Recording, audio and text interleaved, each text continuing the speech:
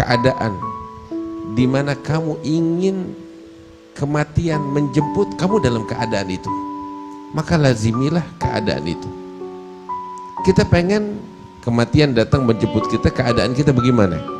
Semua berharap, kita berharap mati menyebut la ilaha illallah, kita berharap mati dengan keadaan sujud, kita berharap untuk mati lagi baca Al-Quran. Ya, gimana tuh? Gimana orang bisa mati dalam keadaan Al-Quran sedangkan 24 jam dia sibuk sama handphone? Gimana tuh? Kan gak masuk akal. Kalau dia 24 jam sibuk dengan Al-Quran, maka orang yang semacam ini potensi besar untuk mati dalam keadaan membaca Al-Quran. Sebab 24 jam dia bersama Al-Quran. Sewaktu-waktu kematian datang, hampir seluruh waktunya dalam keadaan membaca Al-Quran, berpotensi besar untuk mati dalam keadaan membaca Al-Quran. Seumur-umur gak baca Quran, bagaimana dia berpotensi mati dengan membaca Al-Quran? Bagaimana tuh? Ini sekedar contoh. Demikian orang ingin mati dalam keadaan sujud, sujudnya jarang-jarang. Gimana dia mau berpotensi mati dalam keadaan sujud sedangkan sujudnya dia jarang-jarang?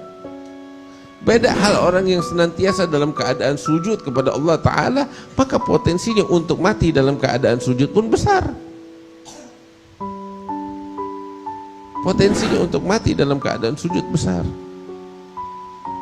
Orang dan sebaliknya, orang yang sebagian besar waktunya di dalam kemaksiatan, maka dia juga berpotensi mati dalam keadaan maksiat.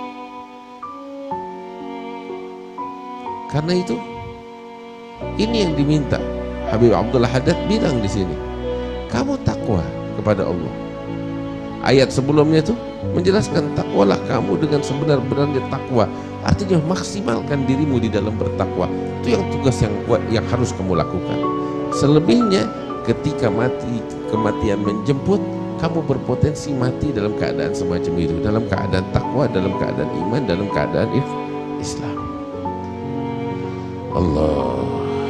Karena itu, Sayyidina Al-Habib Abdullah Haddad bilang di sini, seorang manusia hendaknya dia bersungguh-sungguh untuk menjaga keislamannya, mengokohkan keimanannya dengan menjalankan segala perintah yang diperintahkan oleh Allah dan menjauhkan segala larangan yang dilarangkan oleh Allah Ta'ala, dan itu adalah takwa, sehingga dia berpotensi besar untuk mati dalam keadaan Islam.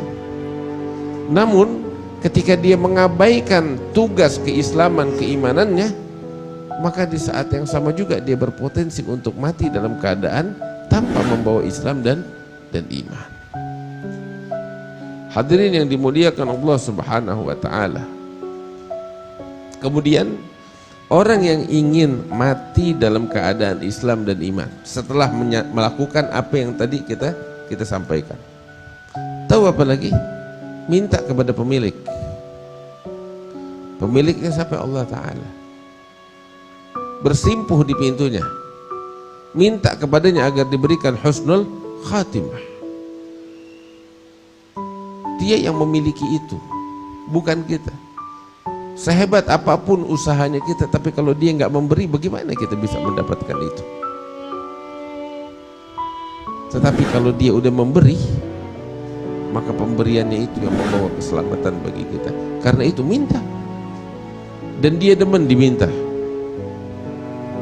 Beda dengan manusia. Manusia makin diminta makin judes, tapi Tuhan semakin diminta semakin senang dengan hambanya.